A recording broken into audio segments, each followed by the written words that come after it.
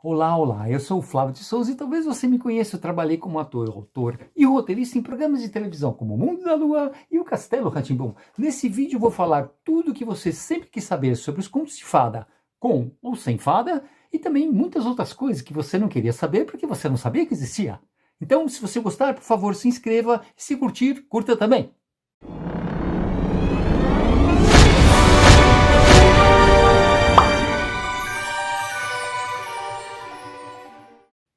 Bom, para começar a falar sobre contos de fada, eu quero falar sobre uma pergunta que me fazem muito frequentemente. Me perguntam assim: Você tem que pagar os direitos para escrever histórias com personagens conhecidos de contos de fada? então, primeiro eu vou falar sobre por que as pessoas fazem essa pergunta. Porque muita gente acha que foi o Walt Disney que inventou a Branca de Neve, o Pinóquio, a Cinderela, todos aqueles personagens, né? Muito bem, não foi o Walt Disney. Essas histórias são muito antigas. O Walt Disney fez versões maravilhosas dessas histórias. Inclusive a Branca de Neve, que foi o primeiro longa-metragem de desenho animado do mundo. Achavam que ele estava louco, que ia dar tudo errado. Ele empenhou todo o dinheiro que ele tinha, ficou milionário. Foi assim, por isso que ele conseguiu fazer a Disneyland, depois o Disney World, etc, etc. Por causa dessa Branca de Neve. Alguns contos de fada a gente sabe quem inventou, como por exemplo, A Pequena Sereia e O Patinho Feio, são histórias que o Hans Christian Andersen inventou e escreveu. Mas a maioria das outras histórias, como O Gato de Botas, são histórias muito, muito, muito antigas, que foram inventadas na Europa. Mas ninguém sabe quem inventou, porque são histórias que um contava para o outro, que contava para o outro, que contava para o outro, há milhares, não, há centenas de anos. Eu não sei exatamente quando, mas é uma história assim, pelo menos 500, 600, 700, 800 anos. Algumas histórias, como a Cinderela, tem versões na China, que tem mais de 3.000 anos, e tem até uma versão no Egito, que talvez seja até mais antiga. A maioria das versões que a gente conhece dessas histórias foram compiladas por pessoas como um francês chamado Charles Perrault e dois irmãos alemães chamados Irmãos Grimm. Mas, na verdade, esses são só as duas pessoas mais famosas, as três pessoas mais famosas que compilaram histórias populares, que um contava para o outro, que contava para o outro, que contava para o outro. Na verdade, muitos outros autores fizeram isso, inclusive várias autoras, mas esses ficaram mais famosos. Outra coisa que a maioria das pessoas não sabe é que os contos de fada não eram histórias para criança. Absolutamente. Inclusive, assim, as versões mais antigas têm detalhes terríveis que ninguém conta para a criança, porque senão a criança não dorme. Se vai contar antes da criança dormir, a criança tem pesadelo, ou então nem dorme.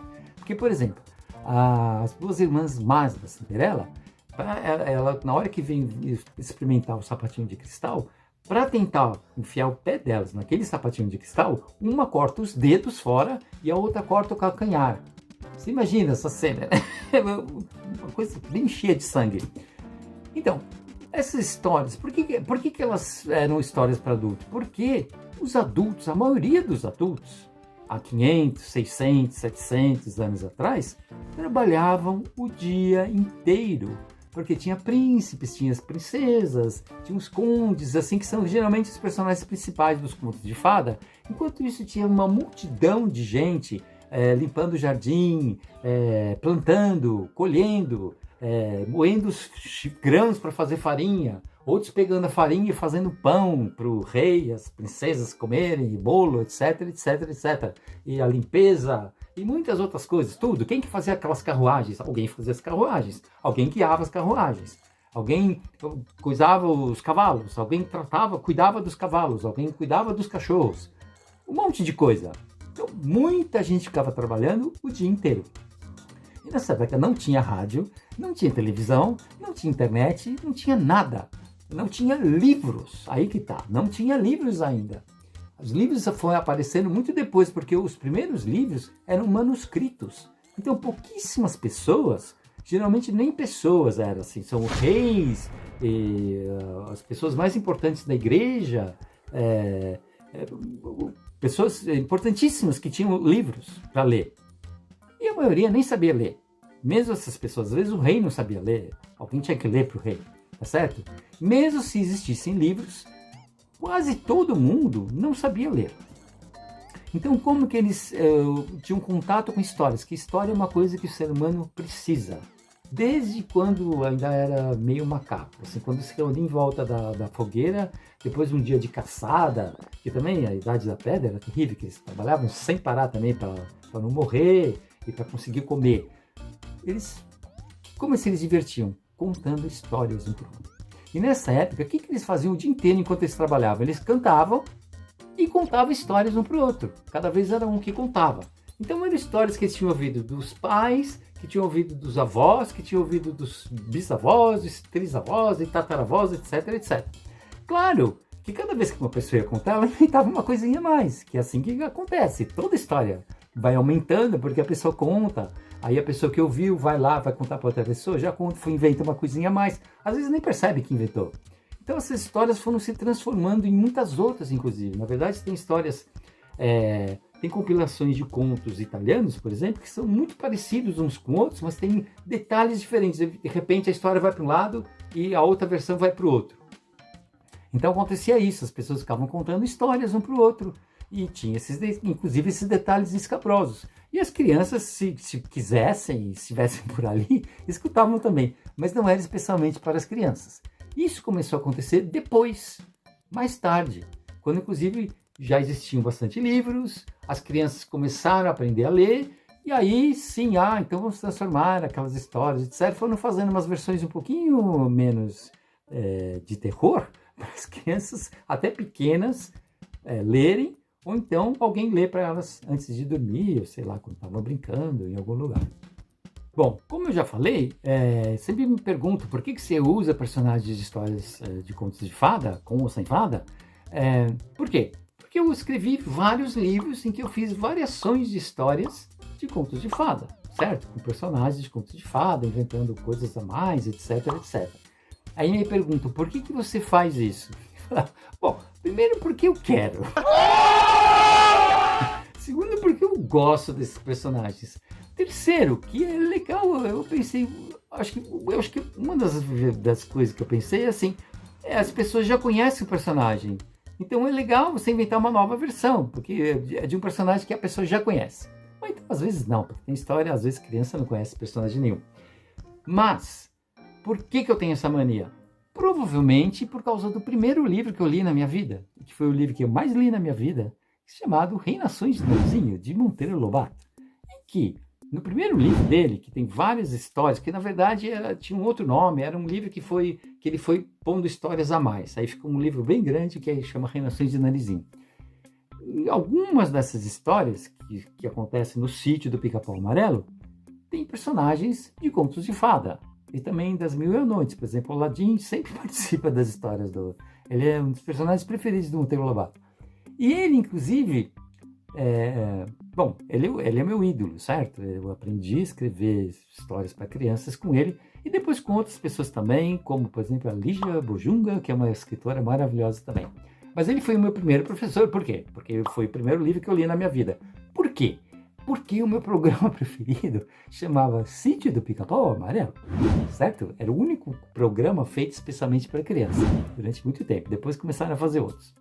Bom, então é isso, é por causa, provavelmente disso, e também porque os filmes do Walt Disney, eu sabia muito de histórias dos filmes do Walt Disney, inclusive as músicas eu conhecia, por quê? Porque meu pai trabalhava na editora Bill, que era a editora que editava as revistinhas e os livros e as revistas com personagens da Disney, tá certo? Então, eu tive muito contato com isso, e ele era super fã do Walt Disney.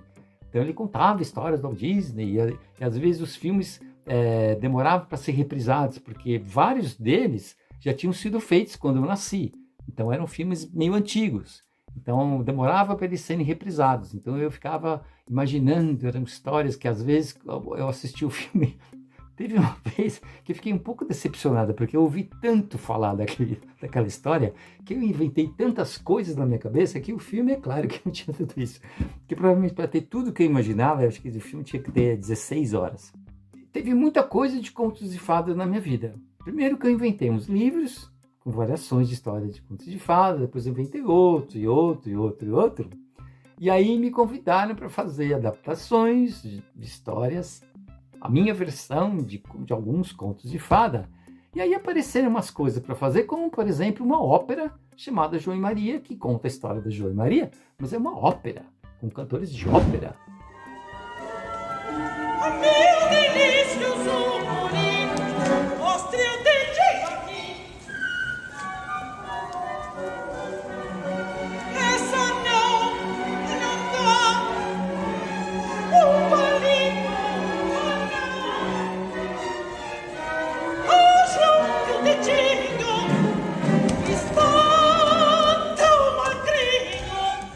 Uma orquestra, inclusive, enorme, tem que ter, acho que mais de 100 pessoas tocando, senão não dá certo, é uma coisa fabulosa. Então, eu vou ver se dá para colocar um pedacinho dessa ópera para você ver. Primeiro, para quem não sabe o que é ópera, é uma peça onde tudo é cantado, ninguém para falar, é sempre canta. E aí é engraçado porque justamente nesse pedaço que talvez passe, é a hora que a bruxa, que já está cheia de esperar o João ficar gordo, porque ela quer fazer recheio de torta com ele, e ele fica fingindo que ele está magro, porque quando ela fala, mostra o seu dedinho, ele sabe que ela não enxerga direito, então ele põe um gravetinho, e ela pega o gravete e fala, você continua muito magro, meu Deus do céu, blá, blá. Então é esse pedacinho da história que você vai ver um pouco pedacinho agora. E aí, é por causa dos contos de fada, e as coisas que eu já tinha feito com contos de fada, que eu fui trabalhar com uma pessoa muito especial, chamada Xuxa, certo? Talvez você não conheça, porque ela não está mais fazendo programas para criança, mas ela é uma pessoa muito famosa e ela era muito famosa ainda quando eu fui trabalhar com ela. Por que eu fui trabalhar com ela? Porque o produtor dos filmes que ela fazia, tinha uma época que ela fazia um por ano, né? E é sempre o mesmo produtor. Ele quis comprar os direitos de uma peça minha, para transformar em filme, que não tinha nada a ver com contos de fada, era uma peça inclusive para adultos, né?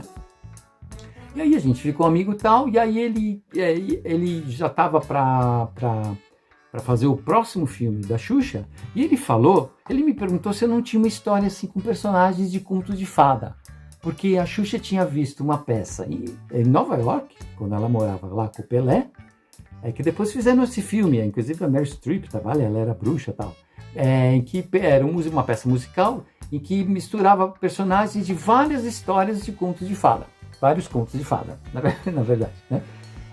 E aí eu falei, olha, eu tenho muitas histórias, eu tenho uma certa mania de fazer isso, inclusive eu tenho um livro que não deu muito certo, mas é uma história que de repente é legal para fazer um filme. Aí ele falou, então vamos lá conversar com ela. Combinou de eu ir, de me apresentar lá para a Xuxa. Então eu fui na casa Rosa, né? Não lembro direito o nome, se é Rosado, tem uma que é o palácio lá do presidente da Argentina, não é. Bom, seja como for, eu fui na casa dela, na verdade eu fui numa coisa que tinha fora, assim, que era o escritório dela, para conversar com ela, e aí a gente conversou, ela foi muito simpática, eu fiquei super sem graça, porque ela era uma pessoa famosíssima, era a mesma coisa que encontrar assim com o Mickey, com a Minnie, uma coisa esquisita. Depois eu fui me acostumando, aí depois eu fiquei super acostumado. Mas nesse dia eu tava meio assim.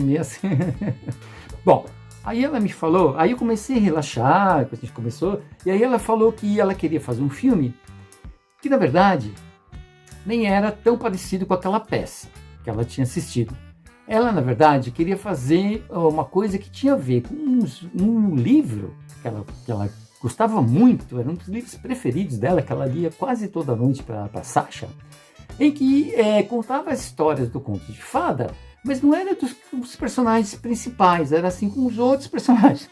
Aí, é engraçado, porque eu tenho mania, quando eu vou fazer uma reunião, assim, a primeira vez, principalmente, com pessoas, assim, famosas ou não famosas, eu tenho mania de levar livro, que eu tenho, assim, uma síndrome de Papai Noel, que é uma coisa que faz tempo que eu tenho. E aí eu preciso levar alguma coisa, então eu levo sempre um livro meu. Às vezes eu sei que a pessoa tem filho ou neto, então eu já levo um livro assim para dar de presente. Então eu já quis levar um livro para ela, que era para ela ler para Sasha, ou ela mesma ler, né? E aí eu falei assim, olha, você está falando de um livro que talvez seja esse aqui que eu trouxe aqui de presente para você. E era aquele livro. Ela falou, você que escreveu esse livro? Ah, eu sou muito sua fã, eu adoro esse livro. Aí ela saiu e foi embora. Aí eu falei assim, gente, o que aconteceu? Eu comecei. o que ela foi fazer, porque ela não explicou o que ela ia fazer. Subitamente ela voltou com os livros, na verdade, os livros, porque é um que tem três, tem 1, 2 e 3. Ela falou assim, olha, era para provar que ela tinha aqueles livros, inclusive eles estavam um pouco gastos, assim. Não estava muito gasto, mas estava assim, você via que ela tinha lido mesmo, para a verdade.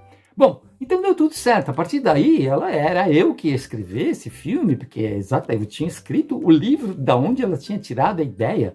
Quer dizer, tinha a peça lá, mas ela estava pensando mais uma coisa mais divertida.